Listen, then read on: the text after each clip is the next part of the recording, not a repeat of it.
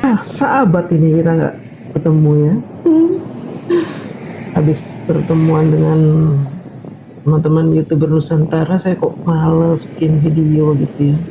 Kalau lagi males itu udah males saya bikin video tuh. Tapi saya pikir-pikir, kok kalau saya nggak bikin video itu ada sesuatu yang kurang dalam hidup saya. Karena saya lihat semakin masif mereka menyebarkan berita-berita bohong. Kemudian mengenai kasus ijazah palsu juga ya, kubunya Roy Suryo ini semakin menggila menurut saya. Nah, yang kali ini ingin saya bagi kepada teman-teman. Ada salah satu video saya yang dipotong. Kan dia orang HTI seperti ini. Karena video yang dipotong itu video tentang mereka gitu. Jadi mereka potong ini. Jadi sebenarnya ini video ini yang dipotong oleh dia ini ya. Sebenarnya video ketika saya live di TikTok. Video ini saya download dari video-video live saya di TikTok ya. Waktu itu saya live membawa tema hati-hati terhadap ormas terlarang yang mulai membuat skenario busuk tentang ijazah palsu. Mereka pura-pura menyaru sebagai ustadz, ustazah, kemudian prihatin terhadap Pak Jokowi.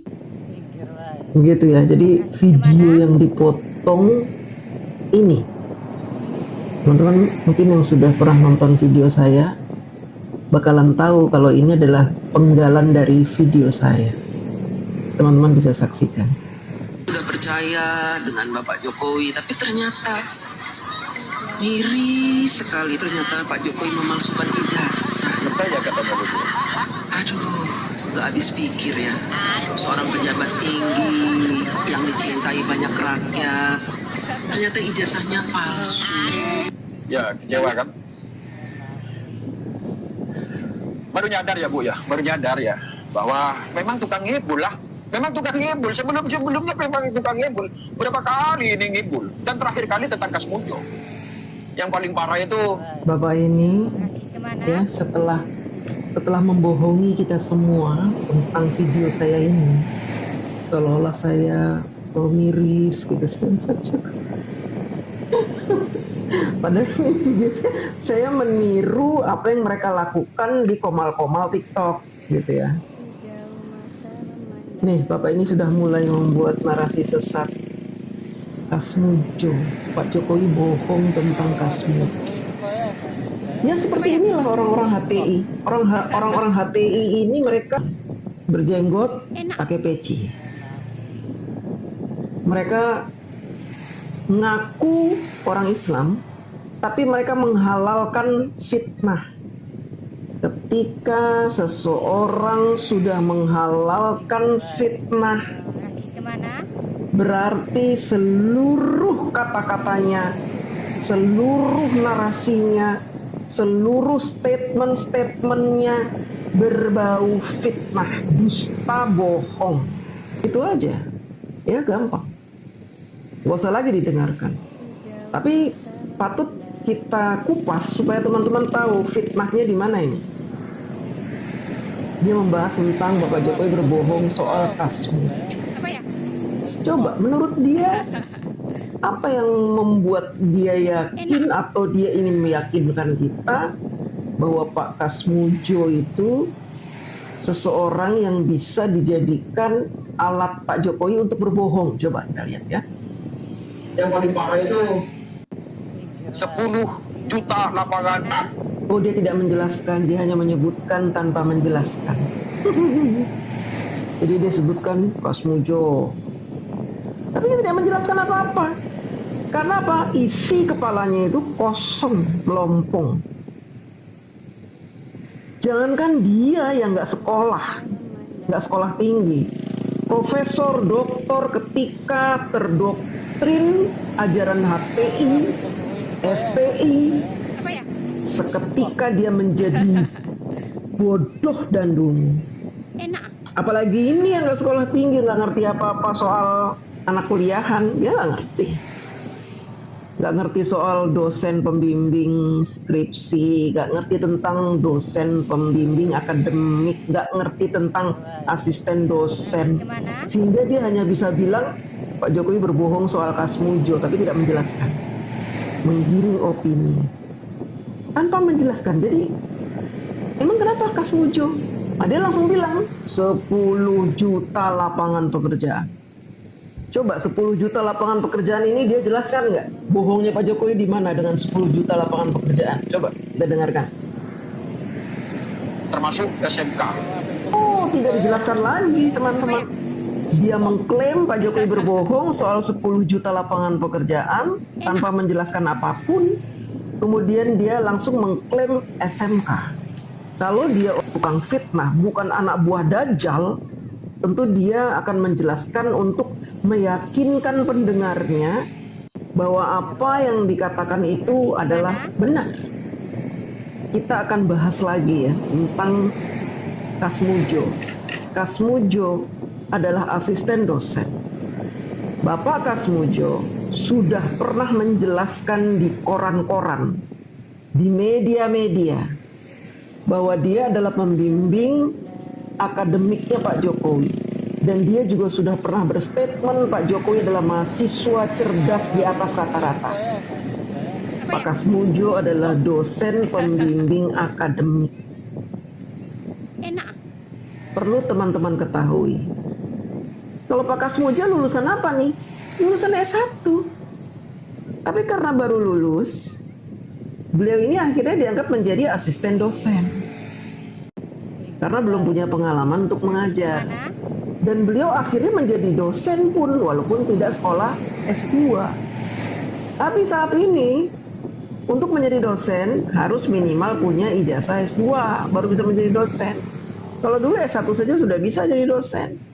Tapi karena baru masuk Pak Kasmujo, maka hanya boleh menjadi asisten dosen. Boleh menjadi dosen pembimbing akademik. Tidak mengajar di depan kelas. Seperti keterangan dari Pak Kasmujo. Jadi kalau ini dia nggak paham ya maklum, nggak pernah kuliah, tapi sok tahu. Kemudian 10 juta lapangan pekerjaan, Pak Jokowi tidak menciptakan 10 juta, lebih dari 10 juta. Silahkan dicek di Kemenaker. Saya sudah pernah mengecek, lebih dari itu. Belum dari program-program hilirisasi. Itu mencetak banyak sekali lapangan pekerjaan. Belum dari proyek-proyek Pak Jokowi di IKN. Silakan teman-teman cek di IKN berapa ribu tenaga kerja di sana. Berapa ribu lowongan pekerjaan berhasil diciptakan di IKN. Berapa ratus ribu lowongan pekerjaan berhasil Pak Jokowi ciptakan di kementerian-kementerian, di badan-badan, di pemerintahan. Tadinya tidak ada tenaga kerja P3K, kemudian muncul P3K. Dan itu merupakan salah satu terobosan Pak Jokowi agar tersedia banyak lapangan pekerjaan. Kemudian Pak Jokowi juga menciptakan pelatihan kerja. Di situ mencetak tenaga-tenaga lulusan SMA tapi punya keterampilan. Mereka pun diberi honor setiap bulannya, berlaku 3 bulan. Jadi kalau si HT ini bilang Pak Jokowi berdusta tentang lowongan pekerjaan, dialah yang berdusta. Kemudian SMK sudah pernah saya bahas bahwa SMK yang katanya Pak Jokowi menipu, SMK sudah ada pabriknya, sudah ada showroomnya, sudah ada karyawannya, sudah mengikuti berbagai macam eksebisi, pameran-pameran, sudah ada bengkelnya, ada pabriknya, mobilnya pun ada. Hanya saja dia picek, ya, matanya buta, tidak mau mencari tahu. Pokoknya Pak Jokowi salah terus di mata dia ini, ya. Impor beras itu termasuk nibul-nibulnya. Impor beras termasuk nibul-nibulnya. Pak Jokowi ingin menjalankan swasembada pangan sehingga beliau membuat lumbung-lumbung padi yang mereka ejek, mereka ledek. Cita-cita Pak Jokowi yang mengimpor beras. Cara mengimpor beras bagaimana? Ya menciptakan lumbung-lumbung padi. Lumbung-lumbung padi ini tidak hanya diciptakan lumbung-lumbungnya saja, tapi juga diciptakan sawah-sawah, ladang-ladang seperti program Pak Jokowi food estate. Dan hasilnya sekarang ini teman-teman, Indonesia sudah mulai bisa mengekspor beras. Nggak ujuk-ujuk langsung bisa ngekspor beras, tapi harus diciptakan jauh-jauh hari sebelumnya. 10 tahun Pak Jokowi menggodok itu. Dan akhirnya berhasil saat ini. Beras sudah panen, kita surplus beras, surplus jagung, bahkan peternakan, sudah sampai ke peternakan-peternakan. Kemarin Pak Jokowi meninjau food estate tanaman jeruk di daerah Sumatera Utara, dan hasilnya memang memuaskan. Perlahan tapi pasti. Nasihat ini dia nggak ngikuti. Karena apa? Setiap program Pak Jokowi dibilang jelek, dia nggak mau ngikuti. IKN aja dibilang mangkrak. Makanya nggak berlebihan kalau saya bilang orang HTI itu matanya buta, picak gitu ya. Itunya butek, tuli. Coba kita lanjutkan. Masuk Indosat akan ditebus katanya. Indosat akan ditebus. Yang jual siapa? Yang jual Megawati. Membeli Indosat kembali itu nggak menguntungkan. Jadi Pak Jokowi punya pertimbangan-pertimbangan. Tidak ada keuntungan membeli Indosat. Jadi untuk apa dibeli kalau tidak menguntungkan Indonesia? Ini orang-orang HTI ini emang hanya mencari-cari kesalahan. Pembenci Pak Jokowi hanya mencari-cari kesalahan. Hilirisasi yang sangat penting buat Indonesia, yang membuat kita kaya, karena kita tidak lagi menjual sumber daya alam dalam bentuk mentah, tapi dalam bentuk jadi, yang keuntungannya berlipat-lipat, itu mereka tolak. Mereka hinakan. Food estate mereka tolak. Padahal dengan adanya food estate kita bisa ekspor. Tapi mereka hina, mereka ledek-ledek. Katanya nanam singkong, numbuh jagung, membeli Indosat. Mereka tuntut, padahal nggak ada keuntungannya. Justru kita dirugikan kalau beli Indosat. Inilah bodohnya mereka ini ya. Kebodohan yang hakiki. Ya kan, yang jual Megawati. Kenapa sekarang menyalahkan Pak Jokowi suruh-suruh tebus? Suruh Megawati itu, tuntut Megawati, berani nggak lo? Lo sekarang sudah bersekutu sama PDIP. Sesuatu yang tidak bisa dicapai, dia janjikan kepada masyarakat supaya memihak pada dia, supaya memilih dia jadi presiden. Aja belibet, sesuatu, meminta sesuatu apa, ngomong belibet, nggak ngerti lo ngomong apa. Memang ngibul itu senjatanya. Ya lu tukang ngibul, tukang nipu, pakai jenggot, ngaku Islam, kelakuan kayak setan, dajjal. Dan sekarang pun masih ngibul dia. Kenapa bisa gitu?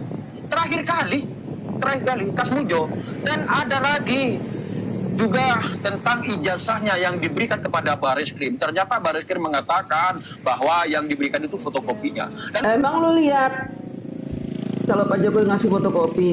Emang kamu lihat? Hah? Mata kamu ngelihat, IKN aja nggak bisa ngelihat. Kalau IKN di jalan dibilang mangkrak. Lapangan pekerjaan segitu banyak aja lu buta, matanya membutakan diri. Indonesia begini hebat megah, hasil karya Pak Jokowi dia lo nggak ngakuin, buta matanya. Apalagi hal-hal yang bersifat rahasia. Seseorang yang mengirimkan dokumen ke Bareskrim itu bersifat rahasia, nggak bisa diumbar-umbar, nggak bisa dilihat-lihat, dikasih lihat orang. Dia aja yang nggak paham. Pak Jokowi ketika diminta untuk memperlihatkan ijazahnya oleh Bareskrim Mabes Polri, di mana di situ dimasukkan laporan teman-teman dia nih TPUA. Pak Jokowi kasih fotokopinya karena diminta oleh Bareskrim. Tapi ketika Pak Jokowi melaporkan teman-teman dia ini ke Polda Metro Jaya, Pak Jokowi memberikan ijazah asli untuk dilakukan forensik. Itu yang benar. Dia tidak mengikuti dan dia sok tahu nih orangnya. Tukang fitnah, dajjal, sok tahu. Lu Bareskrim mengatakan bahwa ijazah Pak Jokowi palsu. Ijazah Pak Jokowi itu asli, dari mana dapat itu? Siapa yang diperiksa? Ijazah siapa yang diperiksa? Kok ngomong romor-romoron. Jadi hasil Bareskrim ini bisa dikatakan prematur. Yang Tahu, prematur. Dasmu itu prematur. Isi kepalamu itu prematur. Oplak. itulah negeri tipu-tipu, negeri Konoha. Selamat datang. Kamu yang tipu-tipu. Selama ini orang Islam ditipu oleh FPI, HTI. Kalian itu orang Yaman itu. Ini orangnya pesek ya, tapi dia pendukung orang-orang Yaman penipu. Pembuat nasab palsu, pembuat kuburan palsu, jualan benda-benda palsu, rambut palsu, semua dijual sama dia. Katanya rambut Rasulullah SAW. Ternyata entah rambut siapa itu, rambut jin kali itu. Coba kita dengerin lagi nih. Lihat mukanya empet saya, mukanya gini, muka orang soalim tapi mulutnya penuh sampah. Di negeri Konoha, kalau ada penipuan-penipuan, tukang ngibul-ngibul, selamat datang di Konoha. Ya begitulah. Tapi anehnya mengapa mereka didukung? Ya bagi para mama yang tidak ngerti politik, pokoknya beras ya, pokoknya oleh santunan. Ini dari Jokowi. Saya Santunan, dasmu itu santunan. Ntar saya tunjukin duit saya. Gak butuh saya santunan. Saya hanya membela orang benar, Pak. Emang kamu buta, picak mata kamu tuh. bukan mendukung Jokowi, mereka lah. Mereka memang nggak tahu politik. Ya terutama para mama. Ya itu Tarwiyah, nggak tahu politik. Tarwiyah nggak ngerti politik. Kamu juga nggak tahu politik. Taumu apa? Bacot aja. Ngomel-ngomel, fitnah, hujat, caci maki, bully. Kamu itu tahunya itu. Dajjal dasarnya. Mereka mengatakan, mereka itu berkesimpulan bahwa Pak Jokowi itu orangnya orang baik, suka memberi. Dan juga banyak ada teman saya yang mengatakan Pak Jokowi itu membangun jembatan, membangun jalan raya, jalan tol. Emangnya presiden-presiden sebelumnya Membangun presiden-presiden sebelumnya. Tapi kamu bisa lihat dong, berapa kilometer jalan tol yang dibuat oleh Pak Jokowi, berapa kilometer jalan tol yang dibuat oleh SBY, oleh Megawati, oleh Soeharto. Kamu bisa bandingin. Jangan cuma asal jeplak. Orang kalau asal jeplak doang gampang. Anak TK juga bisa ngomong kayak kamu ini. Ya, tukang menghujat itu otaknya nggak ada isinya, teman. Kepalanya tuh nggak ada isinya. Hanya ada kebencian, udah itu. Kebencian. Hingga dia tidak berisi. Kata-katanya itu nggak ada isinya. Terus udah mangkal ya gara-gara video saya dipotong sama dia. Terus dia jadikan bahan untuk konten dia. Dajjal emang.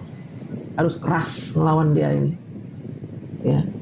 Udah aki-aki, tua bangka, nggak tahu diri. Memfitnah. Ini kan fitnah. Tapi dia berani-beraninya bikin konten. Dibikin konten fitnah ini. Dengan bangga dia membuat kontennya. Padahal fitnah. Dengerin kuping lo itu. Jangan lo tutup aja kuping. Semua presiden membangun. Tapi kalau dibandingin dengan Pak Jokowi bagai bumi dan langit. Jauh. lucu sebenarnya ya. Emangnya Pak SBY dulu-dulunya, Pak SBY, Ibu Megawati dan presiden-presiden sebelumnya, apakah tidak membangun? Bahkan Pak Harto sendiri pun dijuluki Bapak Pembangunan dari banyak. Iya. Kenapa dijuluki Bapak Pembangunan? Karena saat itu Soeharto mulai membangun Indonesia, membuat tol. Emangnya Pak Harto dulu membangun ke Sumatera, Kalimantan, Sulawesi, Papua, Aceh dibangun di situ. Enggak. Yang dibangun cuma Pulau Jawa. Demikian juga SBY, yang dibangun hanya Pulau Jawa. Paling banter bikin jembatan ke Madura tuh, Suramadu. Itu di era Ibu Megawati. Jembatan ke Madura dari Surabaya ke Madura itu doang yang dibikin. Mau dibanding-bandingin sama Pak Jokowi, ya jauh lah. Nah, pembangunan yang di waktu itu digarap oleh Pak Harto. Emangnya Presiden Jokowi saja yang membangun? Itu pun pencitraan. Bias mau pencitraan. Kemana? Orang bodoh kayak gini teman-teman. Hati-hati teman-teman. Ya, dengan orang-orang seperti ini, lawan mereka. Negara kita jangan sampai gaduh oleh doktrin-doktrin mereka ini. Jaga anak-anak kita, jangan sampai terdoktrin oleh ajaran-ajaran sesat ini. Kita tinggal di Indonesia, lahir di Indonesia, beranak pinak di Indonesia, mencari rezeki di Indonesia, mati juga di tanah Indonesia. Maka selayaknya kita harus menghormati pemimpin-pemimpin kita. Tidak ada ajaran Islam yang menyuruh kita berkhianat terhadap pemimpin negara. Tidak ada. Tidak ada ajaran Islam yang menyuruh kita untuk mencaci maki pemerintah. Tidak ada. Rasulullah SAW tidak pernah mengajarkan kita umat Islam untuk melawan pemerintahan yang sah, yang sudah dipilih oleh rakyat, sudah disepakati di sebuah negara. Islam itu cinta damai. Islam itu cinta damai. Barang siapa yang senang membuat kegaduhan, maka dia bukan bagian dari umat Islam. Islam itu boleh berperang jika dia dipaksa untuk berperang. Jika hak-haknya dalam menjalankan hidup diinjak-injak oleh orang lain, maka kita boleh melawan. Dalam hal ini, ketika mereka memaksa kehendaknya kepada kita untuk membenci pemerintah, maka kita wajib melawan mereka. HTI ajaran sesat, FPI juga ormas terlarang, mereka juga ormas terlarang. HTI, FPI, ormas terlarang, ajarannya ajaran sesat, kita wajib melawan mereka. Jangan diam saja. Sudah banyak sekali kerusakan-kerusakan yang mereka buat. Mereka memporak-porandakan tatanan kerukunan umat beragama. Mereka orang-orang sombong yang merasa punya banyak pasukan seagama. Tapi lucunya ini, ketika ada orang berlainan agama tapi membela mereka, mereka bela mati-matian dan dianggap ustaz. Ketika ada orang yang tidak berilmu membela mereka, langsung diangkat menjadi habib. Apa ya? Sementara umat Islam yang ngerti, paham agama dengan baik, karena tidak mendukung mereka, maka disesat-sesatkan, dikafir-kafirkan. Inilah ajaran mereka. Kita harus waspada. Jangan pernah takut melawan mereka. Jangan pernah gentar melawan mereka. Lagi kemana? Terutama anak-anak muda. Jangan mudah terpengaruh oleh ajaran-ajaran seperti itu. Mengharamkan, membid'ahkan. Kalau tanpa dasar, tanpa ilmu, itu kesesatan. Sudah cukup Al-Quran aku turunkan padamu, kata Allah, kepada Rasulullah SAW. Ya sudah. Kita menjalankan hidup, bersosialisasi dan bernegara sesuai Al-Quran saja. Bukankah negara kita mempermudah kita dalam beribadah? Enak. Lalu kenapa kita harus membenci pemerintah? Bukankah negara kita tidak pernah melarang kita untuk melakukan ritual-ritual, perkumpulan-perkumpulan, majelis-majelis taklim, tablik-tablik akbar, haul-haul, sholawat Nabi? Tidak pernah ada larangan. Kenapa kita harus mengubah negara ini menjadi negara khilafah yang tentu akan memakan waktu dan pertumpahan darah? Ini teman-teman, miris saya dengan mereka-mereka ini, karena saya tahu pergerakan mereka, dan saya tidak mau mereka ini berkuasa di negara ini. Saya tidak mau kekacauan terjadi, dan saya berharap pemerintah peduli terhadap keluhan kita Apa ya? atas keberadaan mereka yang sangat mengganggu ini. Sebaiknya kelompok-kelompok seperti ini, ya, sisa-sisa dari ormas terlarang ini dimasukkan ke barak-barak tentara itu, diajari mereka untuk menjadi tentara-tentara pembela negara, wajib militer. Orang-orang seperti ini. Supaya kepalanya ada isinya. Supaya hatinya ada cinta terhadap tanah air. Terima kasih.